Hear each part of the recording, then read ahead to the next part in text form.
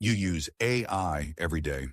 ChatGPT for work, Gemini for research, Claude for writing. The tools promise to make you smarter, faster, more productive. But a 2025 study tracked 666 people using AI tools daily. After 3 months, their critical thinking scores dropped by an average of 32%. Not a typo. 32% decline in 3 months. Today, we are going to look at what happened, why it happened, and what you can do if you are already in the pattern. The study was run by Michael Gerlich at SBS Swiss Business School. 666 participants across 3 age groups, 17 to 25, 26 to 45, 46 and older. They all used AI tools regularly, search queries, decision support, problem solving, writing assistance, standard stuff. At the start, researchers measured baseline critical thinking using the Halpern Critical Thinking Assessment. Standard test analyzes information, evaluates arguments, solves problems independently. Then participants kept using AI normally for 90 days. Here is what the data showed. The correlation between AI usage and critical thinking was negative 0.68. That is a strong negative relationship. The more AI you used, the worse your critical thinking became. But here is the mechanism: cognitive offloading. Every time you ask AI to solve a problem, your brain does not engage in the problem-solving process. You get the answer, but you do not build the neural pathway that creates the answer. Think of it like this. If you use a calculator for every single math problem, your mental math gets weaker. Not because the calculator is bad, because your brain stops practicing the skill.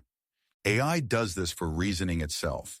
The study found that cognitive offloading correlated at 0.72 with AI tool usage, meaning the more people used AI, the more they delegated thinking to external systems.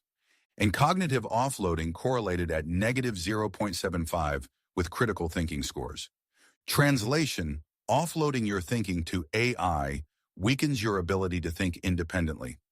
The younger participants, 17 to 25, showed the highest dependency and the lowest critical thinking scores. They had grown up with instant answers. The cognitive muscles never developed. Older participants did better, but only those with higher education. Education provided a protective buffer. People trained in critical analysis could use AI without collapsing into full dependence. But even they showed decline, just slower. The study does not say stop using AI. That is not realistic and probably not optimal. It says be intentional about when you offload and when you engage. Here is the framework researchers recommend. Before you ask AI anything, write down what you already know about the problem. 1 sentence, minimum. This forces your brain to activate, to access prior knowledge, to think first, then use AI. But use it as a verification tool, not a thinking tool. Compare what you thought against what AI says. If they match, your reasoning was solid. If they do not match, figure out why. That is where the learning happens. The study found that participants who did this simple step, thinking first then verifying, maintained their critical thinking scores even with heavy AI use. The ones who went straight to AI without engaging their own reasoning, those were the ones who declined. One more thing. The researchers tested something else.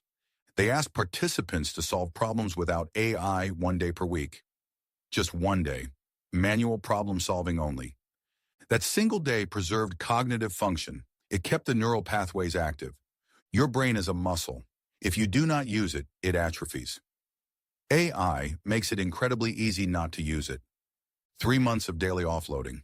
32% decline in critical thinking. The question is not whether AI is useful. It is whether you are using it in a way that makes you weaker or stronger. Write first, think first, verify second. That is the difference.